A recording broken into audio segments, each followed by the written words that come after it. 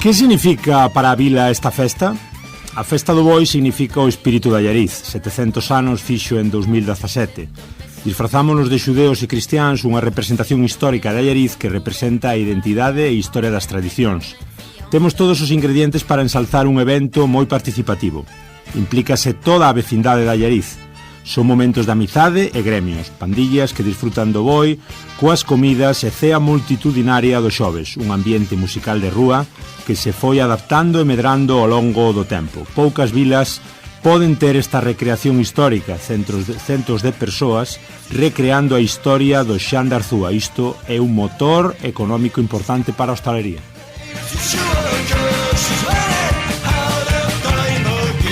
E como cambiou a festa nos últimos anos? A Festa do Boi antes era unha proba do boi os xoves de Corpus Christi. Agora dura desde o sábado até o domingo da semana seguinte. Incrementáronse o número de actividades, cambiou de correr o boi a unhas xornadas festivas, unha recreación de calidade histórica coa procesión de Xan de Arzúa. O xantar medieval da Barreira, foron implementando actividades de gran calado. Temos tamén os veciños de Roimelo. Foi un proceso e unha implicación social moi boa. A decoración das rúas, os homes do sedeño, os gremios, o apartado cultural e musical, charangas, gaiteiros e pereiras, sempre estamos abertos a novas propostas e a innovar.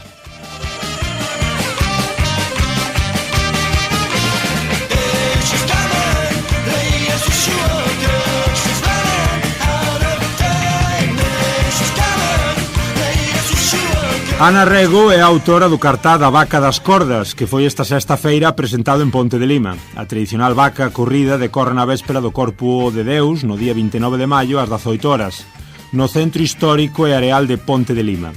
Esta festa transforma a nosa vila nun palco de festividades, atraíndo millares de persoas do noso concello.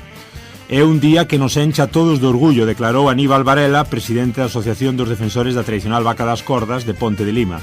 Carlos Lago, vereador da Cámara Municipal de Ponte de Lima, destacou o traballo lindísimo de Ana Rego, notando que vai levar a tradición ao país e ao estranxeiro. Lea a reportaxe na próxima edición do semanario Alto Miño.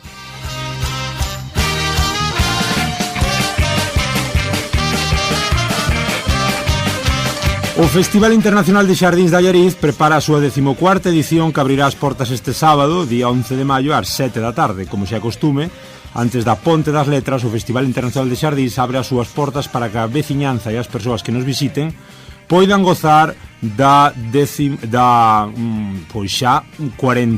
edición.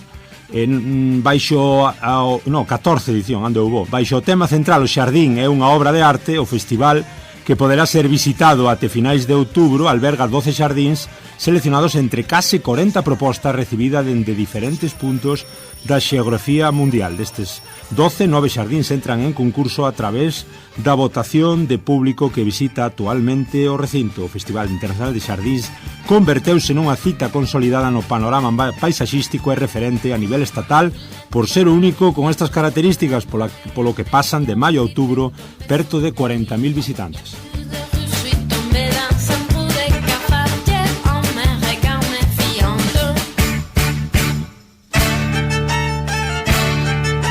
O Festival Internacional de Xardíns localízase en Ponte de Lima, na marxe dereita do río Lima. Ten unha área de cerca de 2,5 hectáreas e organízase en 4 espazos: o estacionamento, a zona de piscinas e bar, a zona do parque e contemplación e unha zona definida por festival.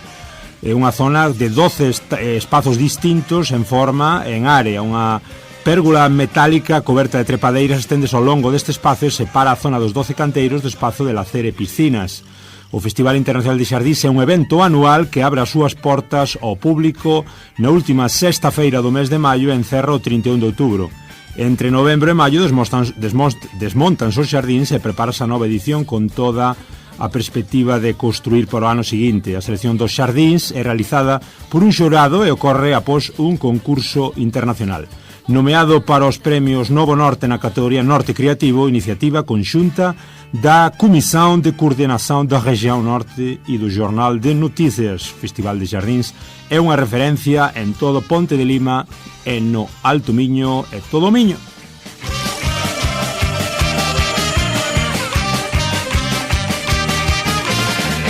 Sabedes, este é un pouco a intro un pouco longa. Primeiro escoitastes unhas declaracións de Paco García, exalcalde de Allariz na región, no diario local Ourensán, o 3 de agosto de 2023, falando da festa do boi de Allariz. Despois escoitastes tamén o que se contaba en Alto Miño, o xornal digital do Miño portugués, falando da festa da vaca das cordas de Ponte de Lima.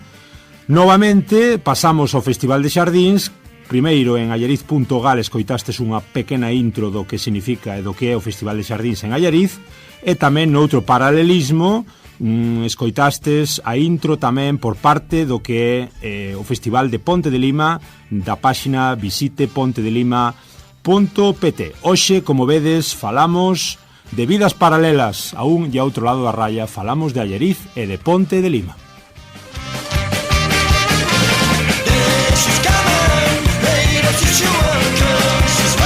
Ola, ola, moi boas, eu son Germán Estévez, o xermano á portuguesa, e aquí estades nun novo episodio do voso espazo, da vosa fiestra, da vosa xanela galaico-portuguesa, unindo Galicia e Portugal voz a voz. Aquí estamos en Radio Allariz 107.2 da FM, estades tamén escoitándonos seguro que cando vos pete nas plataformas en internet.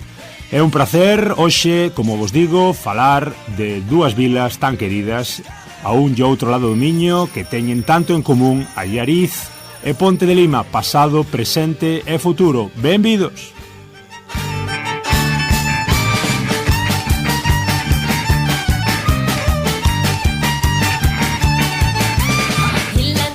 E benvidas, e aquí estamos nos estudios centrais de Radio Allariz, falando tamén no directo e agradecéndolle moitísimo a súa presenza. Temos aquí a Xian Bobillo, profesor de Lingua e Literatura galega, que xa traballou durante 8 anos como animador sociocultural en Allariz e que axudou a escribir o Manual da Festa do Boi na súa versión da etapa moderna. Tamén foi un clásico colaborador da Asociación Xan de Arzúa, que se encarga un pouquiño de xestionar a cuestión da festa do boi na área dos bois. El xa foi home do Sedeño. Moi boas, Xan, que tal? Hola, bo día. Moi boas, é un placer terte aquí, é unha honra para falarmos desta cousiña que se chama Festa do Boi e que parece que ten unha historia moi particular. Contanos un pouco de onde ven esta tradición, que é isto do boi? Isto do boi é unha historia longa e cumprida, ten máis de 700 anos, pero se nos remetimos á época moderna, naceu pola ilusión duns mozos, hoxe xa entre 50 e 60 anos, que decidiron encontrar un oco dentro da temporalidade do ano para festexar aquilo que lles contaban as súas tías e as súas aboas, e que na época de Franco corríase un boi, era un boi de labranza, un boi polas rúas. Así surdiu unha tradición na véspera xusto do Corpo de Deus, do Corpus Christi, e logo, dado o éxito ano tras ano, converteuse nunha celebración semanal, como ben dixeches, e ata hoxe, non? É unha festividade que, como ti ben comentas, ten unha tradición medieval. Celebrouse íntegramente desde 1317 e penso que só se deixou de celebrar prácticamente durante a Guerra Civil e durante a pandemia. Sí, no, creo recordar que tamén hubo en época con Carlos III que se prohibían as corridas con sedeño, non? Pero fora deses puntuais momentos, a tradición mantívose de pais a fillos e de fillos a netos.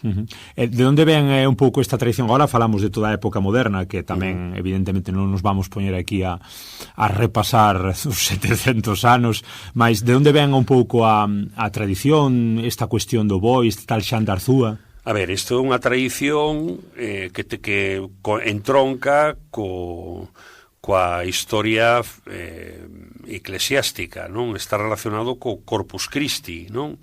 A historia conta que os xudeus, non? Amolaban a procesión, froito dese enervamento social, pois a un mozo chamado Xandarzúa ocorreuselle a idea de subir a lombos dun boi, non? E axotar, separar e afuxentar os xudeos con fariña e formigas, non? Dado o éxito da iniciativa, hoxe comemórase a Xandarzúa como unha icona de referencia popular, e dai a continuidade da festa. Unha festa que chegou até os nosos días, logo falaremos tamén nuns minutos. Atravesamos a raya e buscamos vidas paralelas en Ponte de Lima, mas no que respecta a Allariz, Xián, chega a época moderna, evidentemente hai que nos 80, nos 90, un pouco reestruturar a festa e darlle xa pois múltiples contidos, non? É dicir, o que é simplemente, que non era pouco, as carreiras do boi acaban sendo tamén pois pois cheas de outro tipo de actividades e de outro tipo de conmemoracións, como son un pouco a propia visibilización tamén dos gremios, deses gremios medievais de Allariz. Sí, o dos gremios foi posterior. Ao principio, xa che comentei, foi un sentido primitivo e primixenio relacionado co boi. Non só co boi, sino tamén coas vaquillas. Os primeiros anos houve o costume de levar unhas vaquillas, de encerralas na zona do Arnado e xugar con elas ata que un bo ano,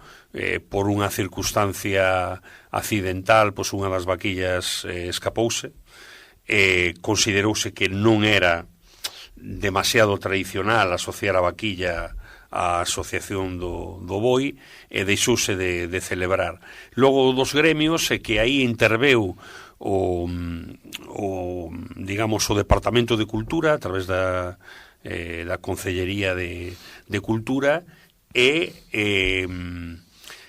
púxose en marcha unha especie de profesión medieval na cal os gremios interviñan, e iso facíase na primeira fin de semana ata hoxe, dentro do transcurso dos 8 días, e ata aquí quedou. Claro, haberá xente que nos estea escoitando pois que se aficionou a este podcast, polo que sexa, non simplemente pois é galego e xa ten un pouco connotación do que significa a festa do boi, ou do lado portugués, que agora falaremos da vaca das cordas de Ponte de Lima. Digo eu que unha persoa pois que estea, eu que sei, polas Españas adiante ou por Europa ou noutras partes, que simplemente viu o podcast e lle gustou, dirá, bueno, boi, xa están estes hispánicos ou estes ibéricos, estes peninsulares facendo as súas cousas de soltar o touro e facer o encierro. Isto hai que aclarar aos ouvintes que non ten moito que ver con encierros varios, non? Non ten moito que ver. Eu formei parte, como che dixen, da Asociación Xandarzúa, fun responsable coordinador dos homes do Sedeño e a Guillada, e unha das razóns que nos guiaban era que o boi non se podía tocar, non? Que había un respeto absoluto. Eso non quere dicir que o animal non se estresara durante eses días, pero si recibían estrés e inmediatamente eran cambiados por outros bois, non? Entón, aínda que forma en común o elo de ser un animal e de formar parte dunha colectividade, creo que non se pode conectar coas touradas típicas, non? As touradas a morte en Portugal, como sabes, non son a morte. Correcto. Teñen unha tradición que vai incluso ubicada no Alto Miño, onde está sediada Ponte de Lima, como comentará Aníbal Varela despois, os touros, porque son touros, a diferenza nosa que veñen bois autóctonos, os touros veñen da zona do Alentexo, son bois, son touros de raza, non? Pero non veñen castrados. O boi sí que é castrado. O boi pode ser castrado ou non. O normal nos anos, polo menos nos que estiven eu, é que non, que viñese sin castrar, que viñese o monte, non? Falas dos homes do Sedeño, claro, aquí A nomenclatura, tal como dicimos as cousas, as palabras non son casuais, todo ten o seu significado e a súa importancia. Falamos deses pois un pouco desas persoas que custodian o boi, non? É dicir, non vamos falar aquí de pastores, ni é dicir, son homes do sedeño que levan a súa corda e que un pouco protexen o boi e protexen a xente. Normalmente son dous, en caso de necesidade pódese xuntar 4, 5 ou 6, porque o boi ten moita forza, e logo despois vai un home da guillada que só utiliza a vara para facelo cambiar de dirección ou nun momento onde o boi quedou parado e non hai maneira de movelo, non? Sí, o resto das persoas non poden tocar o boi. De onde pensas que ven toda esta devoción que se lle ten ao animal? Un pouco, pois vemos ano tras ano que a Allariz que se enche máis e máis de xente. Bueno, evidentemente cada un ten os seus motivos para vir á festa, mas de onde ven un pouquiño ese pouso do boi? A ver, existen tradicións peninsulares de touros a corda. Por exemplo, hai unha moi coñecida en Benavente, non? Sí. Pero a nivel de Galicia esta festa é única, non? E a asimilación e o entusiasmo da sociedade alaricana coa festa e co animal é tan grande e tan poderoso que trasladou fronteiras e converteuse nunha cita obrigada para moita mocidade, porque non esquezamos que son os sectores novos os que máis desfrutan da festa, non? Traballaches, como me comentabas off the record, xa como animador sociocultural en Allariz naquel principio de século. Contanos un pouco tamén si queres, pues, como foi o teu paso asociativo por Allariz e como foi tamén traballar nesa asociación Xan de Arzúa. Pois estou aquí mirando a Carlos, non, o meu compañeiro naquela altura do Concello de Allariz. Eu traballaba media xornada, facía 3 labores, non só era técnico de animación sociocultural, sino que tamén era normalizador lingüístico. Traballaba tamén aquí, tiña un programa en Radio Allariz que se chamaba O Bulideiro. En fin, en certa maneira, o meu cometido era dinamizar socialmente a vila. Aquí puxemos en marcha moitas actividades, como foi a Semana Santa ao Vivo, non? Que se produce un poquinho antes do Corpus Christi, e nada, integrado na vila e intentando promover actividades que resultasen diferentes fora do que é a rutina diaria. Veslle moita diferenza a festa do boi desde aqueles anos aos últimos, agora con pandemia polo medio? Ves que se está perdendo un pouco o sentido a ese ritual, a protección do animal, bueno, pues un pouco tamén a todo o sentido que envolve a festa, ou simplemente somos nós que nos facemos vellos? Pois hai un pouco das dúas cousas, non? Efectivamente, cos anos que teño non desfruto da festa como disfrutaba con 30, nin cando disfrutaba con 16 e 17 e corría diante das astas do boi, non? E non me separaba prácticamente do animal. Non creo que cambiase moito o entusiasmo. A Asociación Xan de Arzúa soubo manter a tradición, mantén ese primeiro fin de semana como faro guía de saber por que se corre o boi nas rúas, non?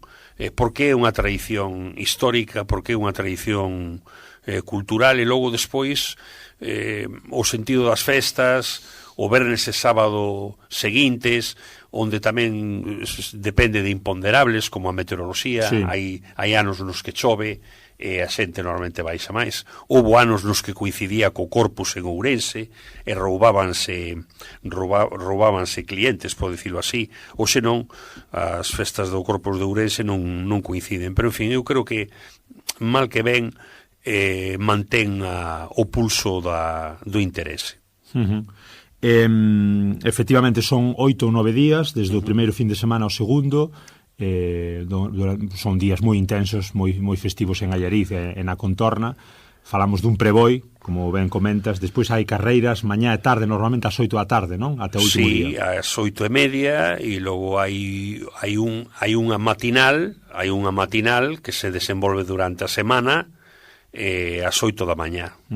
Eu son un turista que estou escoitando e que quero achegarme por Allariz, non veñades todos, porque senón colapsades. Hai que deixar o coche fora hai que deixar o coche fora da zona histórica. Eu chego un pouquiño, deixo o coche fora, baixo até o centro a ver que pasa, e de repente hai unha casa do Boi, que é unha casa de referencia que está no medio da zona, na zona histórica, e a partir de aí estar pendente das bombas, que anuncian, as bombas de Palenque, que anuncian a saída e o remate da corrida, que normalmente dura media hora. Media horiña. Unha bomba, dúas bombas? Unha bomba, unha bomba, creo que son 3 no inicio, para empezar. E unha para pechar. E unha para pechar.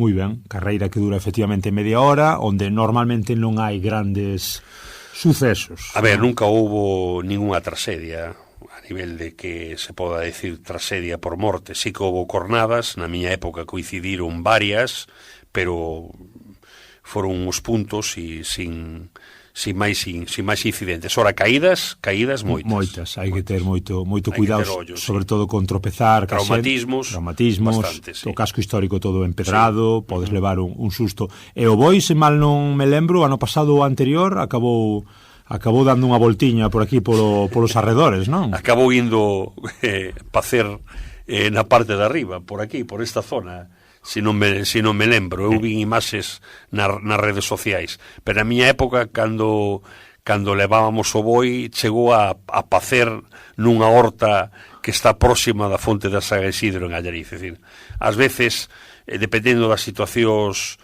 dos lances de coller a corda, pode coincidirche que as mans rocen as paredes, as esquinas das paredes, e a forza do Boi obrígache a que soltes a corda momentaneamente, e se che coincide nunha baixada, aí xa o Boi non se colle, non?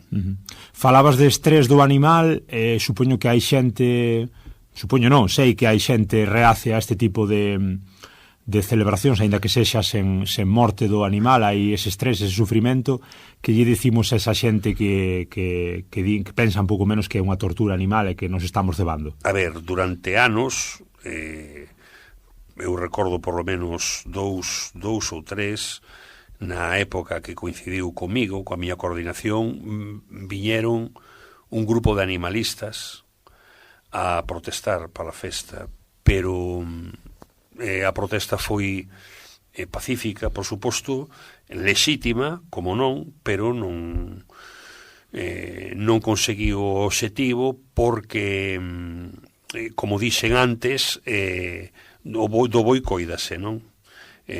Non se permite tocalo, non se permite varealo.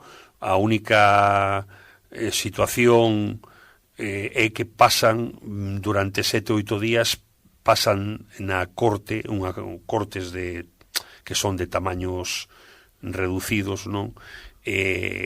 Pero conseguen deitar, entedes? Conseguen dormir, non hai ningún Boi que quede de pé, por decirlo así, estresado, acalambrado durante a festa. Como se ve que un Boi está excesivamente estresado? Comentabas antes do cambio, non? Pois que deixa de correr. Non deixa de correr. Deixa de correr. Sí. Nin para diante ni para atrás. Pode haber algunha sorpresiña tamén con respecto ao depósito que emite o Boi polo seu traseiro, non? Ás veces hai algunha sorpresiña ou non a podemos contar en antena? Sí, sin ser escatolóxico, unha das razóns de que un Boi se sinta nervioso é que depoña, non? Que faga deposicións na rúa, sí. Pero esas deposicións, logo, dentro do que é o costume da festa, son usadas e os homes do Sedeño levan rollas e esas rollas lanzanse ao aire, o público desatento.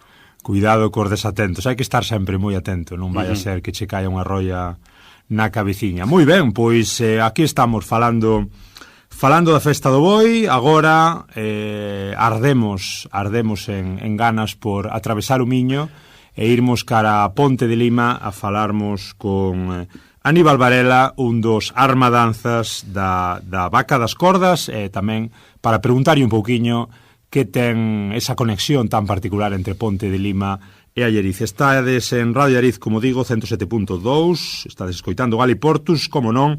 Vamos a escoitar unhas pequenas concertinas aí para entonar xa ese toque portugués. Vamos alá e continuamos.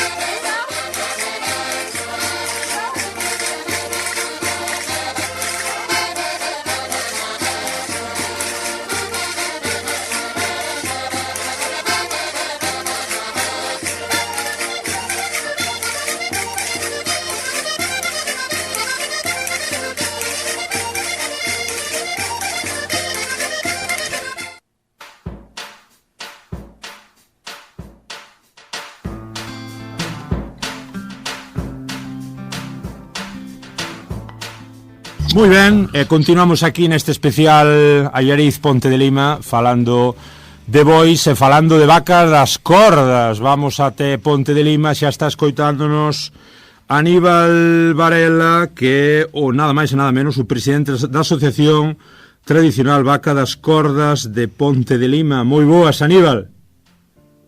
Olá, boa tarde para Allariz, todos os ouvintes. Como está a cousa por Ponte de Lima? É um prazer estar a falar com os senhores. O prazer é noso, Aníbal. Estamos aquí con Xan Bobillo, que xa te está escoitando un coñecido tamén teu. Sim, o Xan já é um conhecido dos limianos e principalmente meu. Eu sou já muito conhecido e amigo do Xan. Da visita que ele tem feito a Ponte de Lima pela altura da Vaca das Cordas. Xan, evidentemente, ten barra libre para falar contigo cando queira. Eu vouche lanzando a primeira pregunta, Aníbal. De onde nace un pouco... Falamos agora uns minutiños sobre a Festa do Boi de Allariz, que ten 700 anos xa de tradición, que se soupo reinventar nos últimos 20-30 anos aquí en Allariz. De onde parte un pouco a idea desa Vaca das Cordas que tanta conexión ten con Allariz? De onde ven un pouco a lenda, a tradición? De onde parte? A lenda e a tradição parte de um convite de Allariz para Ponte de Lima, aqui há uns anos atrás, e desde essa altura até o dia de hoje nós temos tido essa comunicação Allariz com Ponte de Lima. Nós visitámos Allariz no sábado e Allariz visita Ponte de Lima na quarta-feira, antes, no dia da Vaca das Cordas. E desde aí fez umas amizades muito grandes, mesmo com o Al-Qaeda, de Alariz. Porque a Vaca das Cordas tamén é en maio, tamén é na altura do Corpus, ou xuño, dependendo un pouquinho. É um dia antes do Corpo de Cristo. Este ano calha no dia 29 deste mês, de maio. Dicía, agora falábamos un pouco da conexión con Allariz, Aníbal, mas perguntaba un pouco polas raíces da festa, polas raíces desa vaca a solta pola vila de Ponte de Lima. De onde ven? É unha cuestión medieval tamén? Isto é, a tradición da Vaca das Cordas já remonta há muitos séculos.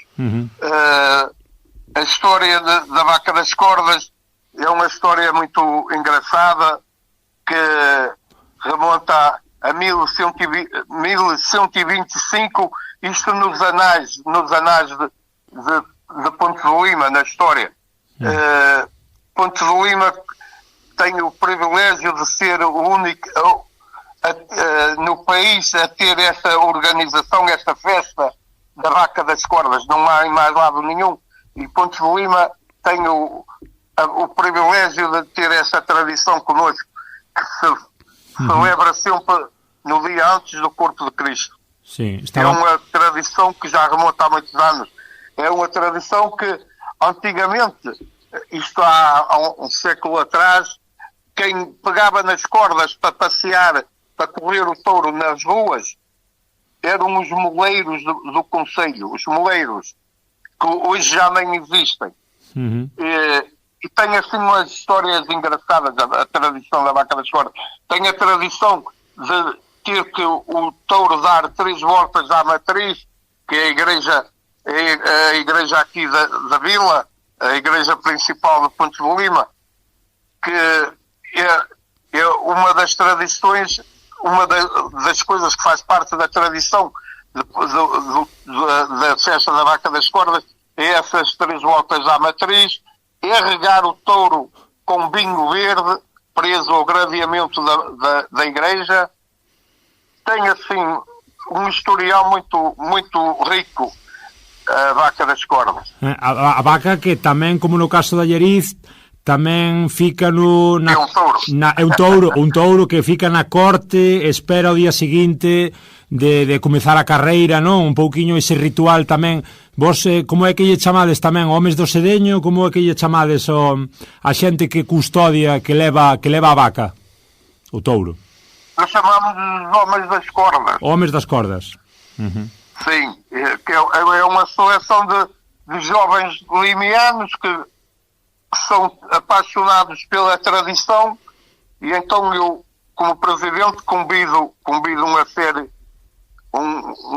de jovens, e eles gostam de andar, de fazer essa correria, essa tradição com o boi, e são esses amigos que pegam nas cordas, e esses homens. Sí, o boi Aníbal vai por toda a vila, polas rúas, paseado, e despois acaba un pouco tamén estando exposto onde o río. Ele percorre várias ruas da vila, dá as 3 voltas à igreja, é colocado no gradeamento para ser refrescado com vinho verde daqui da região, e depois segue o itinerário, outra vez, vai à praça principal, que chama-se o Lar de Camões, que é o centro da vila. Sim.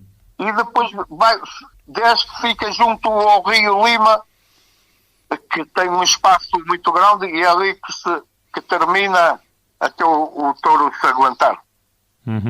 E despois o touro hai que levalo outra vez a corte ou por aí? Regresa à corte. Muy ben. O touro daqui é um touro de liso, um touro bravo. É um touro bravo, não é um touro como o da Lariz, que da Lariz é um touro manso, não é? Sí. Está Xan aquí comigo, fálalle. Está certo. Boa tarde, Aníbal, tudo ben? Olá, boa tarde, muito prazer em ouvi-lo. E aí, a familia? Tudo en orden? Vai, está tudo bem, obrigado. Estamos bem. Olha, já está reformado, pois não? Estás aposentado? Não, ainda estou a trabalhar. Tudo bem. Perfeito. É o presidente. Não o vejo. Eu não te vejo. Já fui aí várias vezes e nunca mais te vi.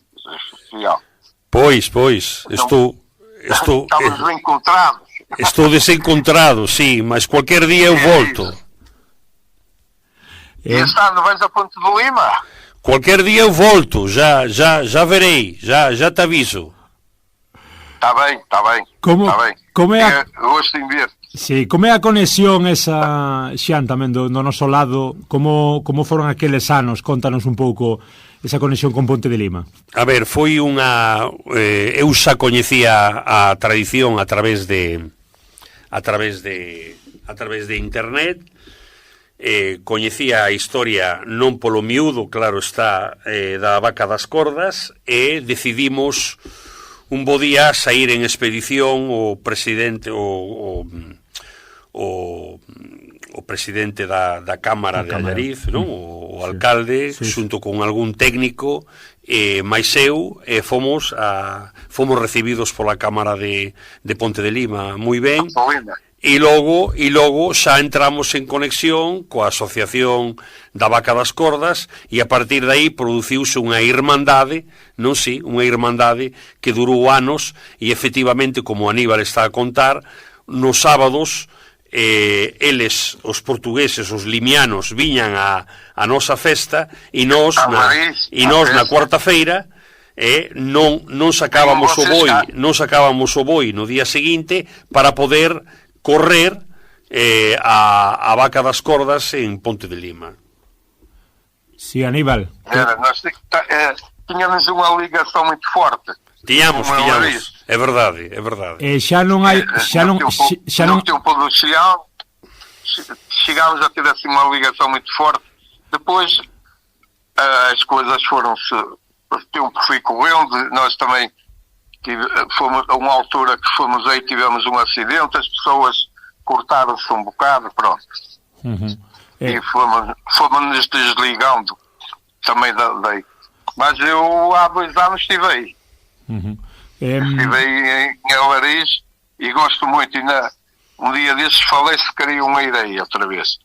Que é natural que voltemos aí no sábado, a seguir à Vaca das Cordas.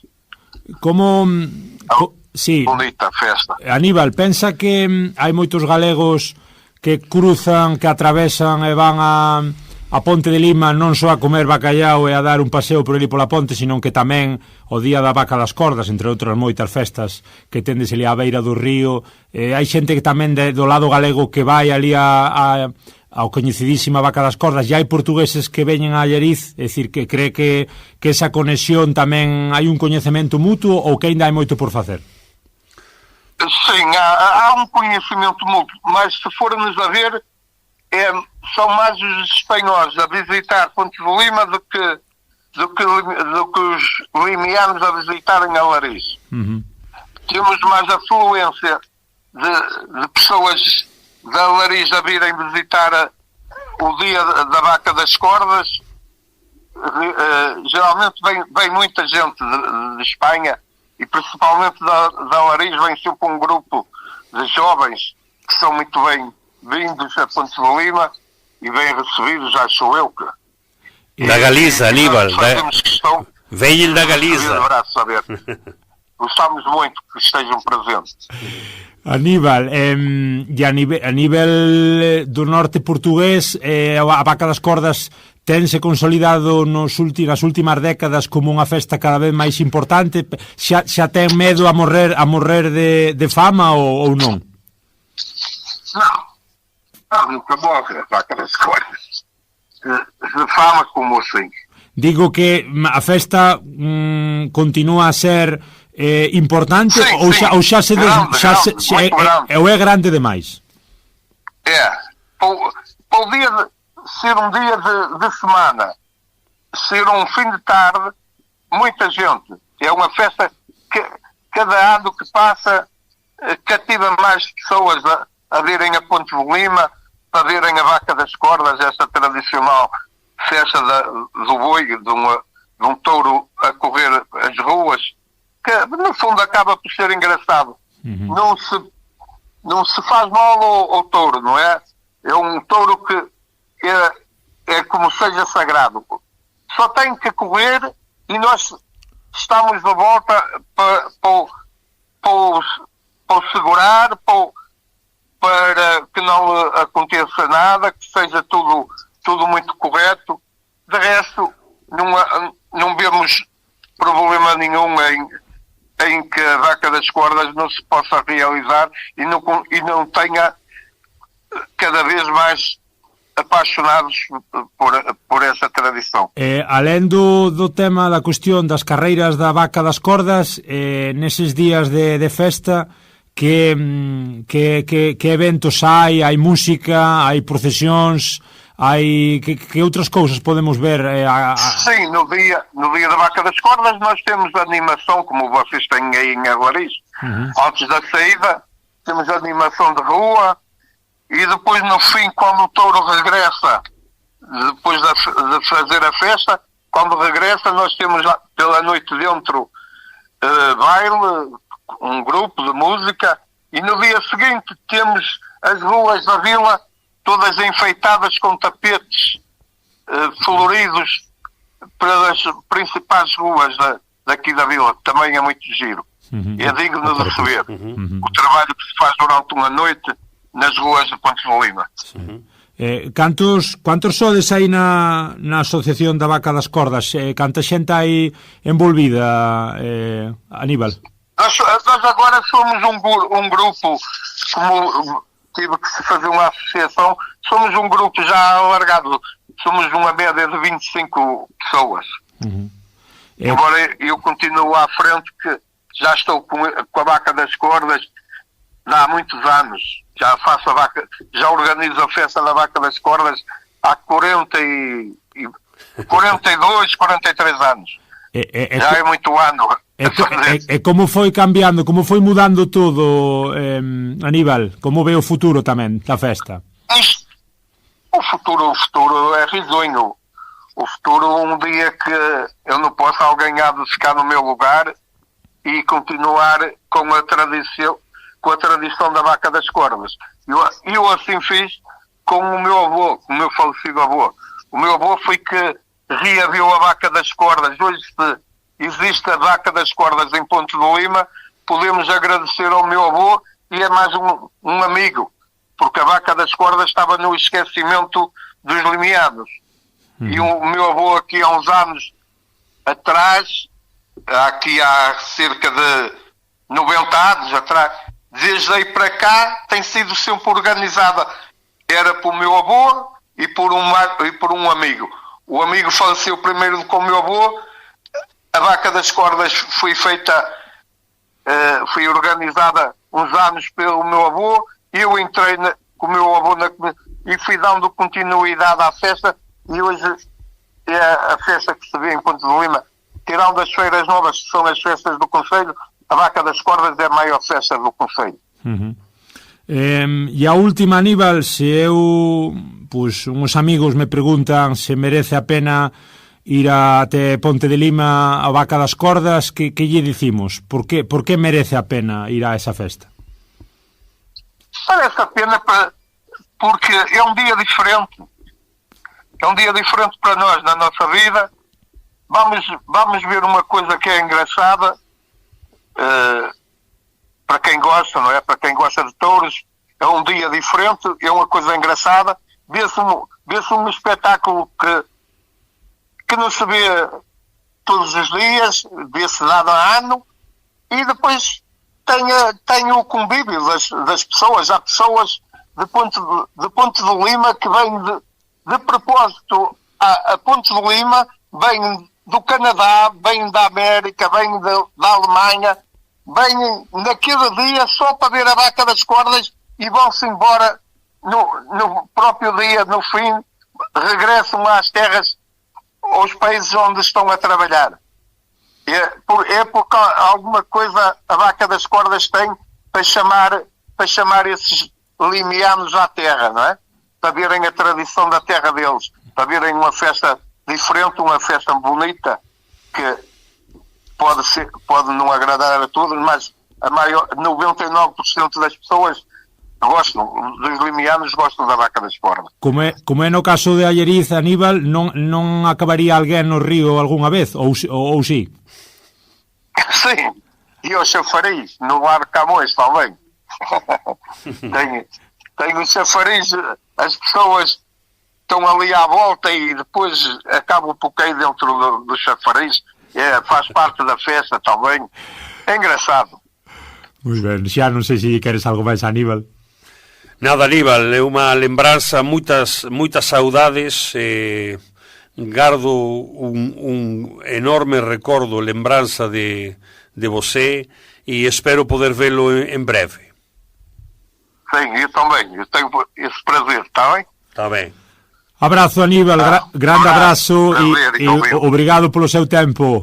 Que vaya ben. Nada, se eu passo ordens, o prazer foi meu. Prazer, viva a vaca das cordas. Viva a vaca das cordas. Tá. Chao. Então, até qualquer dia. Chao, obrigado.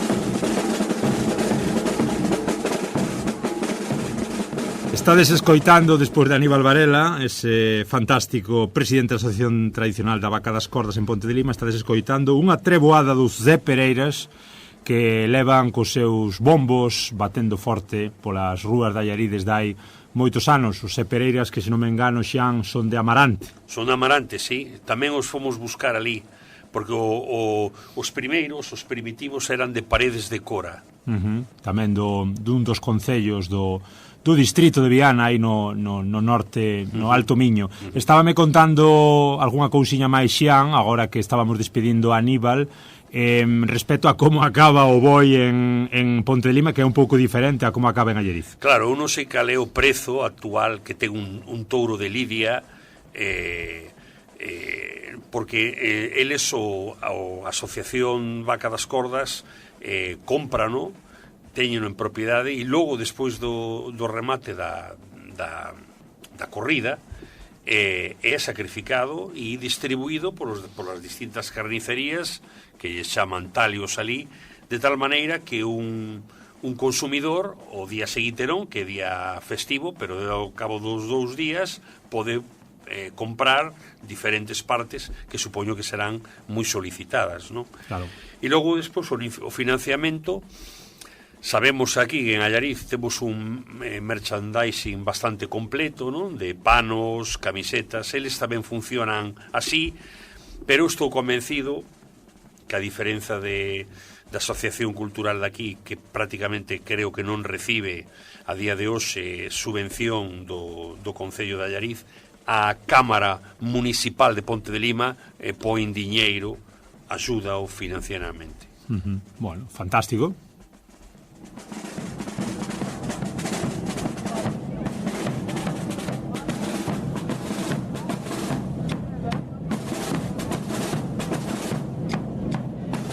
Este que estades escoitando, como digo, é un dos grandes momentos tamén da festa a nivel musical, porque todas as persoas que visitan Allariz acaban, e evidentemente os locais tamén, os autóctonos, acaban encantados con este momento de eclosión dos bombos pues, durante as treboadas que se dan todos os días. Non sei se todos son parte, que veñen os Pereiras, penso que cara os xoves xa estaban aquí todo domingo, e é un espectáculo velos mesmo tamén o do día da auga, o domingo, as procesións, bueno, eles forman parte xa inherente da propia festa.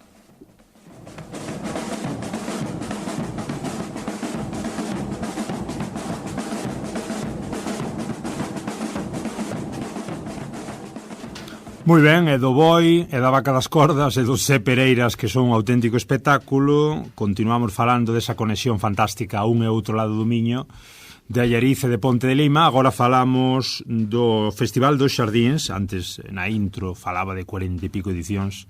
Xa me viñen moi arriba, son 14 edicións dun festival xa moi consolidado e que ten tamén esa ligazón interesante entre Ponte de Lima e Allariz. Imos escoitar primeiro un corte, podemos falar con María López, a concelleira de Promoción Económica e Turismo de Allariz, que nos contou un pouquiño a importancia do festival e tamén pois un pouco a edición deste ano, como vai. Respecto da edición deste ano do Festival Internacional de Xardíns, como todos sabedes, comeza en maio, remata o 31 de outubro. Todos os visitantes que pasan polo recinto poden votar e elexir o seu xardín favorito. Este ano o tema é O xardín é unha obra de arte. Noutras palabras, é un concurso onde paisaxistas e arquitectos crean xardíns inspirados en diferentes correntes artísticas, como poden ser o impresionismo, cubismo, surrealismo, que temos en varias das xardíns deste ano. A idea é transformar os xardíns en obras de arte para que os visitantes poden pasear e sentirse parte delas.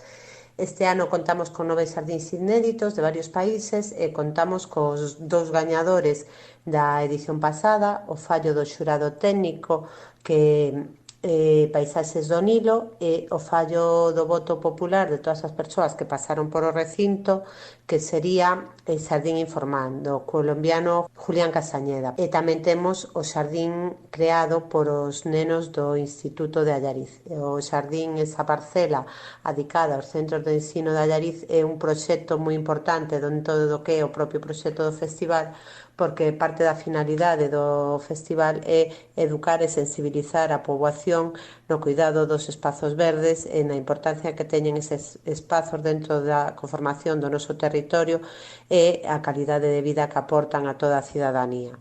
Entonces, isto é un pouco o tema deste ano e, como ben sabedes, o festival é un recurso importante para Allariz e para toda a provincia, é un recurso consolidado que conta casi con 40.000 visitantes ao ano, é un recurso do que disfrutamos todos dende maio ata outubro e polo que podemos pasar, disfrutar dos espazos verdes e destas creacións que este ano están dedicadas á arte. Moi ben, e despois de escoitarmos a María López falando un pouco desde a perspectiva alaricana, tivemos o gusto tamén de facer unha pequena entrevista cos responsáveis do xurado, que son portugueses, son Francisco Caldeira e tamén Elsa Severino, efectivamente, tamén que forma xunto con Francisco Caldeira pois un núcleo aí forte do xurado, como digo, especialistas en paisaxismo, con amplo percorrido non só na península, senón máis alá, é dicir, por toda Europa, teñen participado intensamente en concursos, xestionando un pouquiño as áreas, como digo, de paisaxismo e xestionando pois todo o relativo aos festivais de xardíns. Con eles falamos tamén un pouco, escoitámolos. E aquí estamos nunha nova entrevista falando do Festival de Xardíns de Allariz e de Ponte de Lima. Estamos xa con Francisco Caldeira Cabral, prestixioso arquitecto paisaxista, afamado, famosísimo en Portugal, tamén presidente do xurado do Festival Internacional de Xardíns en Ponte de Lima e tamén en Allariz. Moi boas, Francisco. Moi boas. Como está a cousa? Por onde anda? Neste momento em Lisboa, mas dentro de pouco tempo estarei em Ponte de Lima. Este ano não me foi possível comparecer em Allariz, mas já tenho prometido que vou lá em breve também. Agora falamos un pouco dos dous certames, dos dous festivais. Conte-nos un pouco, para os que descoñecemos a temática, que é isto da arquitectura paisaxista, Francisco. Bem, esse é um tema mais abrangente, é um tema que aborda várias componentes, sendo que a principal é passa pela relação do homem com a natureza, ou do ser humano com a natureza. O arquiteto da paisagem, no fundo, é quem vai esculpir, disciplinar, ordenar a paisagem, mas em função do ser humano. E eu creio que isso é um dado muito importante, porque por vezes faz-se alguma confusão entre a paisagem natural e a paisagem humanizada. E eu acho que a paisagem natural é importantíssima. Na Europa, eu diria que já pouco resta de verdadeira paisagem natural, ou seja, onde o ser humano não tenha feito algum tipo de intervenção, mas também houve muitas intervenções que não foram bem feitas e que, portanto, nós as podemos renaturalizar. E esse é um dos papéis importantes do arquiteto paisagista. É, sem dúvida, devolver à natureza aquilo que lhe foi retirado indevidamente. No 2017, Francisco dicía nunha entrevista, penso que na Voz de Galicia, a xardinería continúa a ser o parente pobre da cultura ibérica. Isto por que é así, Francisco? Bom, eu creio que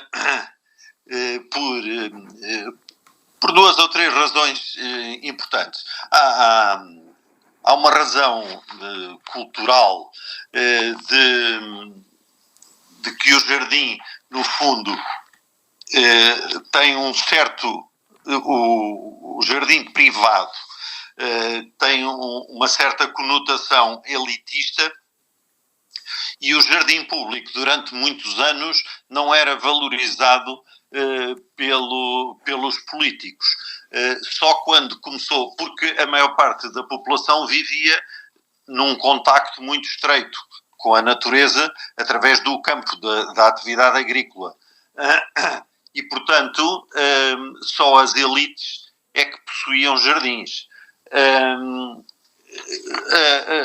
Nos últimos, diria, 50 anos, no entanto, houve uma migração muito forte do campo para as cidades e aí revelou-se uma nova necessidade, que é a necessidade de espaços públicos de contacto com a natureza, que são os chamados espaços verdes ou jardins.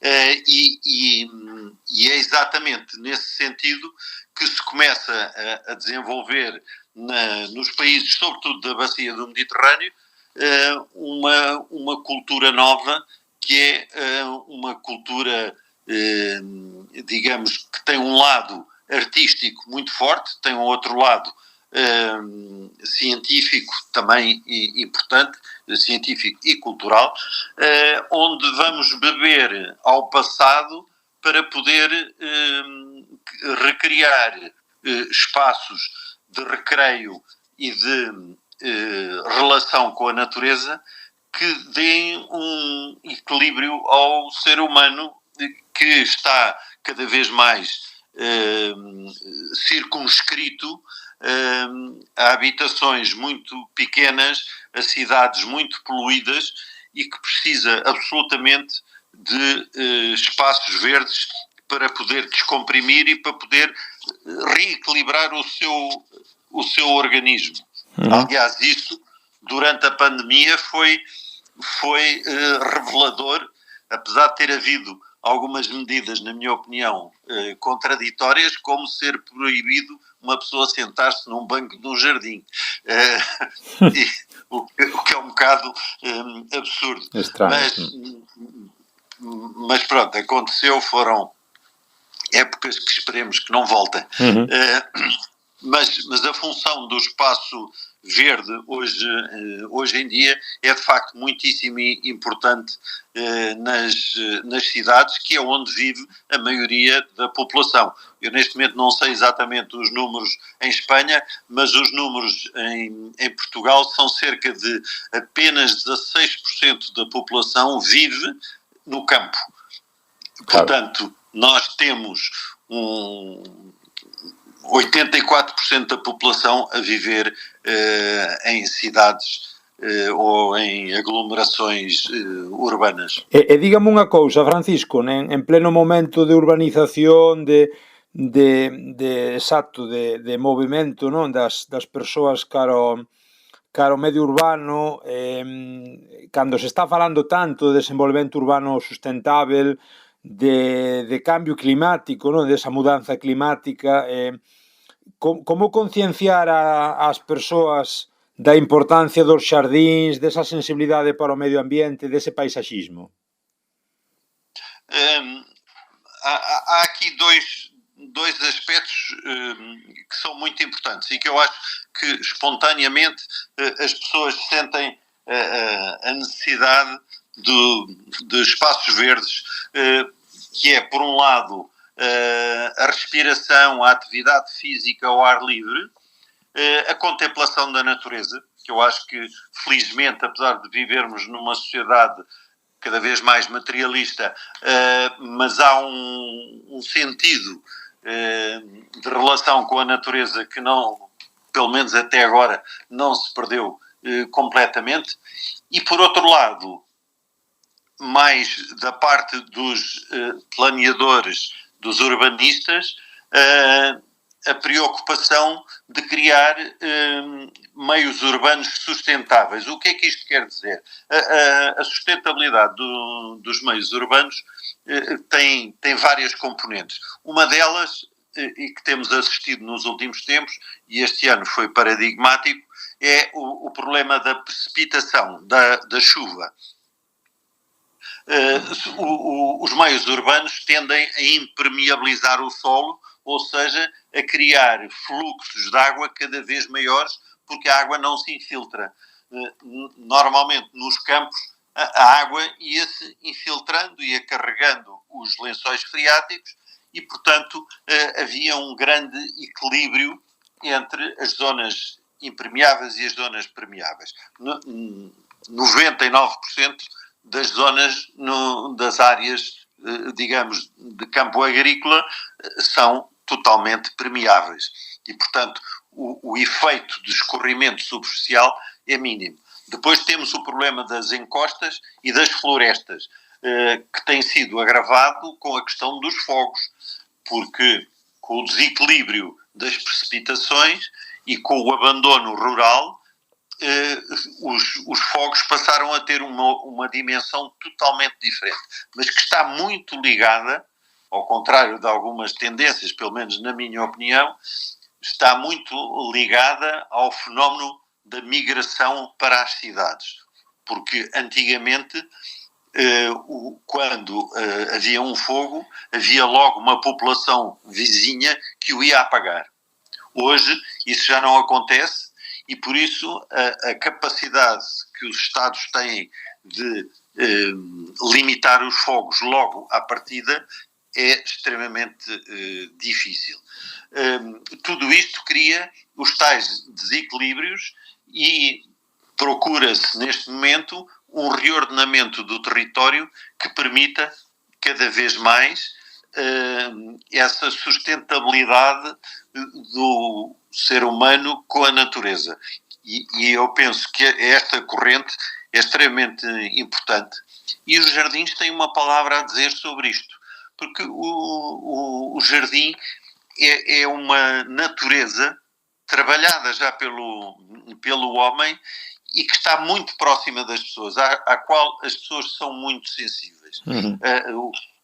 Um exemplo muito característico é as pessoas têm um culto especial pelas flores no seu jardim e chamam ervas às plantas que crescem de forma selvagem no campo. Um exemplo, ainda há pouco vi campos lindíssimos de papoilas, de plantas que não se cultivam nos jardins, mas que são lindíssimas, são tão bonitas como as rosas, ou como os cravos, ou como as violetas. Mas as pessoas consideram-nas quase ervas daninhas. E, portanto, todo esse conceito tem que mudar, temos que estar cada vez mais próximos da natureza e agredi-la o menos possível. É claro que há uma questão muito importante que, por vezes, os ambientalistas mais radicais se esquecem, é que o planeta tem que também servir o ser humano, porque não pode ser só natureza. Está claro. Díganos unha cousiña, Francisco, que supoñen os xardíns, agora que estamos en plena época de Festival de Xardíns, tanto a un lado e ao outro do Miño, en Ponte de Lima e en Allariz, que supoñen os xardíns para Allariz e para Ponte de Lima, que como convive ou que tentan transmitir eses xardíns e ese festival? Cal é o sentido do festival? Bem, o sentido destes festivais de jardins tem também algumas componentes diferentes. Por um lado, sensibilizar a população para a questão do desenho e da criatividade e da arte dos jardins. O jardim não é apenas um pouco de relva no chão. O jardim pode ter uma componente criativa e deve ter uma componente criativa que nos transmita sensações, ideias, que nos estimule o espírito. Acho que isso é extremamente importante. Daí a questão dos festivais serem fruto de um concurso de ideias, onde, perante uma temática, há 30, 40, 50 candidatos que apresentam ideias completamente diferentes para concretizar o espírito daquele festival. E eu penso que isto é um exercício extremamente criativo.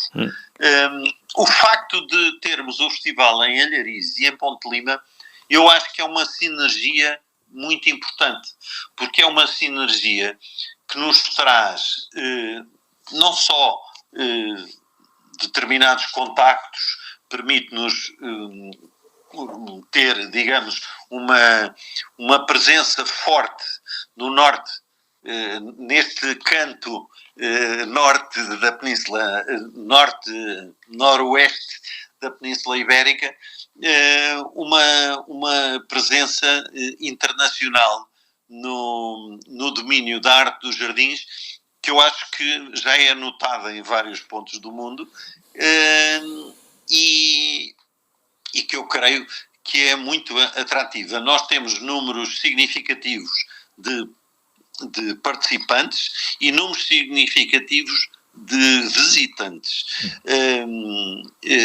Si, falase que en Allariz recibese até 40.000 persoas cada ano, xa logo de 14 edicións. Non sei cales son os números en Ponte de Lima, Francisco. Exato. Nós em Ponte de Lima temos andado quase sempre entre os 100 e os 110 mil. E já vamos na 19ª edição. 19 em Ponte de Lima, 14 em Allariz. Exatamente. Em Ponte de Lima já são uns milhões de pessoas que passaram por esta experiência. E eu acho que isso, sob o ponto de vista pedagógico e económico, porque ainda não falei do fator económico dos festivais, que eu acho que é muito importante, porque não podemos atuar neste tipo de festivais apenas com o aspecto lírico de fazer um festival que não seja também sustentável sob o ponto de vista económico. Estes festivais têm-se revelado totalmente sustentáveis a nível económico e têm-se revelado mesmo um efeito dinamizador sobre as economias locais, tanto na economia de Allariz, de forma indireta, como na economia de Ponte de Lima, também de forma indireta, porque a quantidade de visitantes normalmente almoçam, jantam dormem, e, portanto, tudo isso vai estimular a economia local. E eu penso que isso é extremamente importante. Sim, e não são... o facto, só mais uma questão, o facto de serem festivais que duram em média 6 meses dá uma característica a estas povoações muito importante, porque não é uma coisa efêmera de uma semana, de 2 dias, de 3 dias, como acontece em certos festivais, coisas da moda, coisas que são muito passageiras. Não, isto são coisas que se sedimentam e obrigam, digamos, as pessoas e os residentes a participar de uma forma natural nestes eventos. Sí, as temáticas de outros anos, falando un poquinho desa relación entre os xardíns e bueno, pues digamos, todo tipo de artes, falouse de poesía, de música, de viaxes, xardíns que falaban de memoria, tamén de antigüedade. Este ano toca falar do lado Allariz o xardín como unha obra de arte. Efectivamente, houve até 36 propostas recibidas, Francisco, os 9 finalistas, do lado portugués, de Art Gallery, de Ecuador, Travesía Estalar, desde Austria, propostas, Madrid, tamén propostas galegas como a Cuadratura do Círculo, Pop Art Garden desde Madrid, algún suplente tamén ese finalistas desde México, de Italia. É dicir, falamos de paisaxismo, de finalistas, de propostas finalistas de paisaxismo desde calquer parte do mundo. Exato.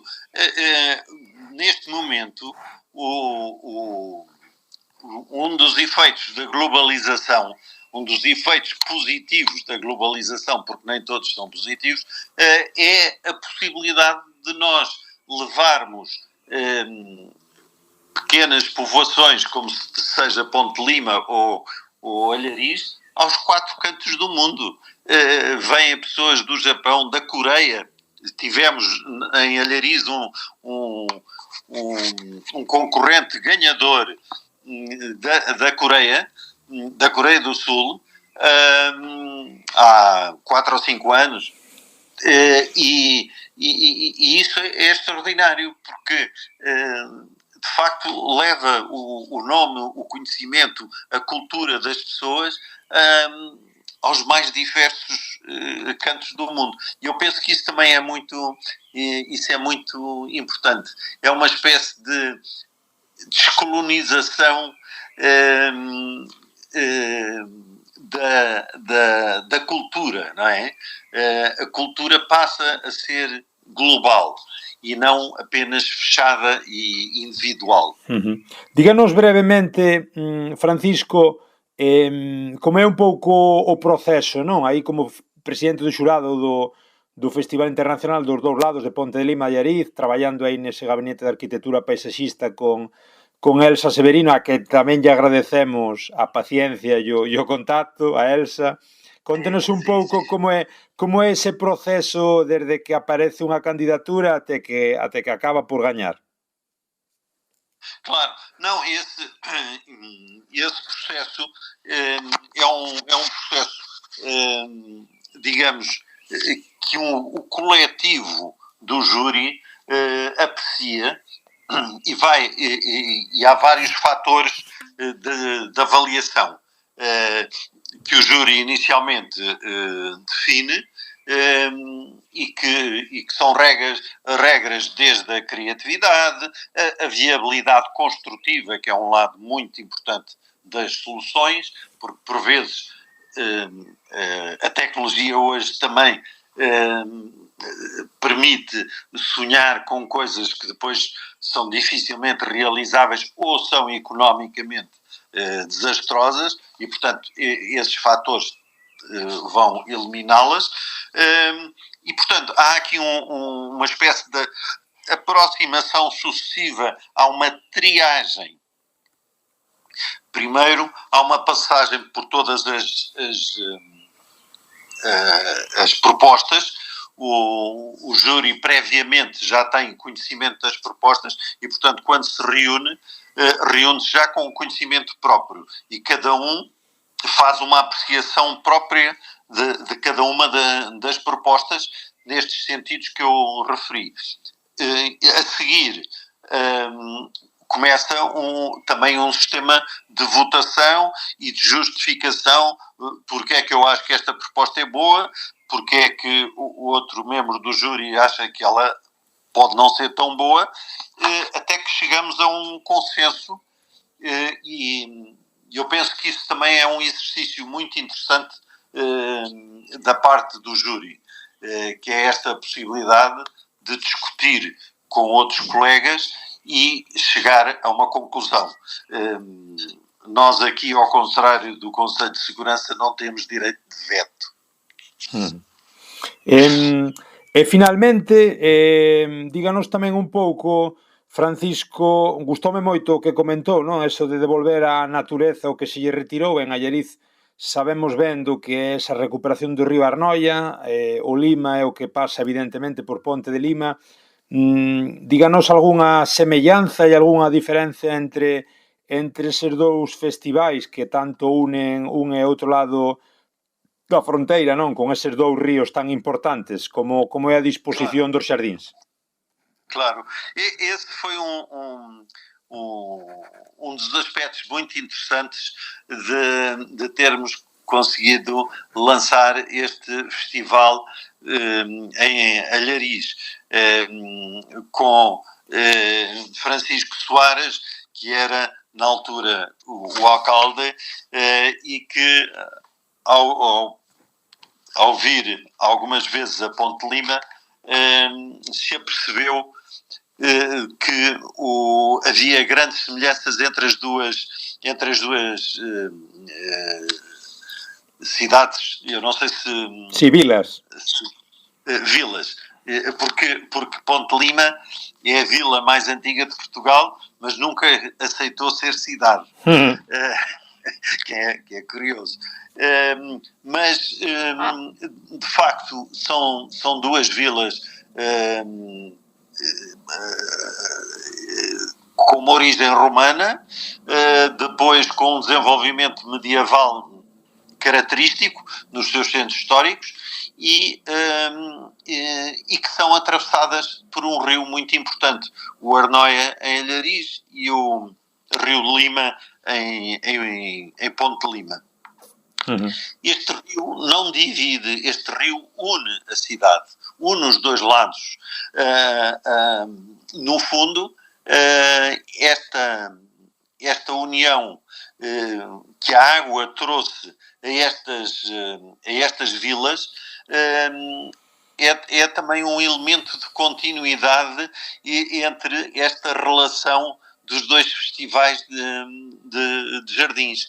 E eu penso que esse aspecto é também muito importante, porque marca muito a paisagem. As cidades que são atravessadas por rios e que se desenvolveram nas duas margens do rio são sempre cidades com características especiais. E esse é, digamos, também um fator de união entre Allariz e Ponte Lima. E depois o aspecto de vizinhança e de cultura galaico-portuguesa que nos une desde tempos imemoriais, não é? Pois unha maravilla, Francisco, convidamos a todos os nosos ouvintes que pasen por Ponte de Lima ou por Allariz, teñen 6 meses, desde agora, desde maio, até prácticamente o mes de outubro, o mes de novembro, non? Van estar os xardíns dispoñibles. Exatamente. Convidamos a todo o mundo a que vaya, a que disfrute do paisaxismo, deses xardíns que teñen tanto de creación, tanto de arte, que fan pensar tamén un pouquiño e conxugan tamén a vida nas súas vilas. Unha maravilla a conversa, fantástico, longa vida aos festivais de Ponte de Lima e de Allariz, e obrigado polo seu tempo, Francisco, e por falarmos de paisaxismo. Muito obrigado também. Grande abraço. Chao, Francisco, obrigado. Tchau, obrigado. Pois fantástico todo o que nos contan tamén acerca dos xardíns, desa conexión alaricana e limiana respecto a Ponte de Lima, Allariz, Ponte de Lima. Vamos ir xa acabando, temos aquí a Xian que espera pacientemente. Que che parece a cuestión dos xardíns? Tes tamén ido por ali, tes visto? Fantástica, non? Teño unha anécdota. Na mesma viaxe de exploración, por decirlo así, aventureira a Allariz, Ponte de Lima, na que nos irmandamos coa Vaca das Cordas, tamén nos irmandamos coa Festival de Xardíns. É dicir, Portugal ten unha tradición enorme do cuidado paisaxístico, e a Cámara Municipal de Ponte de Lima puxo información e visitamos o espazo limiano dedicado aos xardíns, e o Concello de Allariz, entre comillas, copiou esa idea de convertelo nunha competición anual coa mesma periodicidade, co mesmo modelo de votacións, e dai xurdiu o Festival de Xardíns aquí. Ou seja, que de dunha mesma viaxe pariuse dúas ideas. Aquela viaxe falamos de que ano? Estamos falando do 2001, por aí. Eu ingresei no Concello no ano 2000, foi no 2001, unha odisea no espazo. Ali naceu todo, non? Ali naceu todo. Que diría outro, ali naceu este programa tamén, esa unión entre Ponte de Lima e Allariz, por si non había algo, que o había, naquela viaxe quedou todo plasmado. Sí, señor. Moi ben. Vaca das Cordas, boi, xardíns... Pensas que este tipo de irmanamentos serían máis necesarios noutras vilas, tamén a nivel Galicia, norte de Portugal? A ver, eu xa extrapolo a cuestión sociocultural, é dicir, o lingüística, se queres, eu como profesor de galego.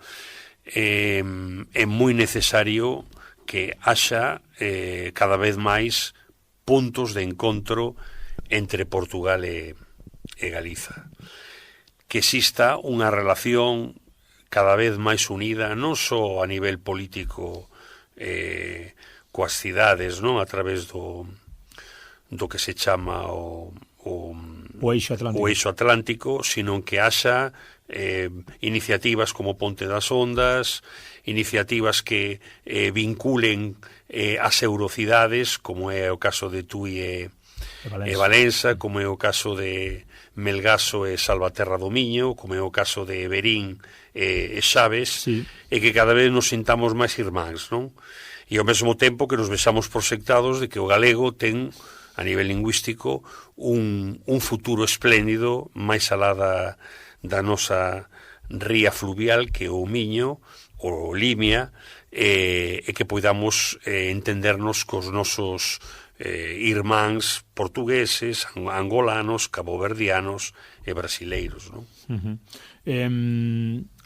Temos feito varios programas sobre a temática, non é hoxe o caso, falaríamos con Xan polo que vexo largo e tendido, que diría o Castizo, sobre esta cuestión, mas que pensas que é máis difícil de explicar, Galiza no norte de Portugal ou Portugal na Galiza? Eu creo que temos que facerlle entender aos portugueses que Galiza é unha entidade autónoma, non?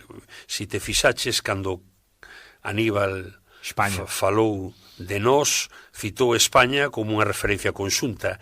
O termo Galiza empregárono moitos intelectuais portugueses. O máis coñecido para nós foi o Seca Afonso, non? Que veu varias veces a Galiza a cantar xunto antes da revolución dos Carabeis e despois, non?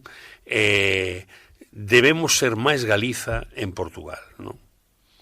Moi ben, pois con ese desexo vamos ir acabando. Recordade que podedes escoitarnos sempre 107.2 da FM con Carlos nos mandos técnicos, quen lle agradecemos como sempre o seu traballo. Estamos sábados, como digo, de 12 a 1 a noite, ás 10 da noite na redifusión, e o luns ás 6 da tarde. Estamos tamén nas plataformas, en iVoox, en Spotify, en Apple Podcast e en Pod Galego, estas cousiñas que na ano 2001 aínda non había, xa. No, desde logo. Poden nos escoitar, pois, tanto ten desde Canadá como desde o Polo Norte. Daquela, pois, un programa deste tipo pois era algo máis local, evidentemente. Estamos nas redes tamén, por si queredes calquera cousiña, non sei se o dixen xa, galiportuspodcast@gmail.com o mail, e as redes Facebook, Twitter e Instagram. Un placer terte aquí, Xan, a túa casa. O mesmo digo, Xermán, eu xa sei que é a miña casa desde hai moitos anos, e cando veño aquí sinto un sentimento especial de pertenza. Pois que viva o boi, que viva a vaca das cordas. Que viva o boi e que viva a vaca das cordas. E a irmandade luso-galaica. Iso sempre. Visitade os xardíns tamén, se podedes, que merece a pena, a un e outro lado do Miño. Sempre que teñades a ocasión, pois aproveitade para comparar, porque se comparades sempre dun e do outro lado do Miño, sempre as comparacións son fantásticas, e para ben. Un placer, como digo, Xan, graciñas, obrigado. Obrigado eu. Quedades, porque tamén, bueno, o boi e a vaca das cordas e estas cousiñas nestes días xa a camiño do verán merecen o que merecen, e é moita festa. Quedades, como digo, cun tema dos festicultores que tamén teñen vido a Allariz e teñen feito moita rumba por aquí polas rúas. Un tema moi chistoso que se chama Olivia Newton-John, era de Pantón. Chao, obrigado.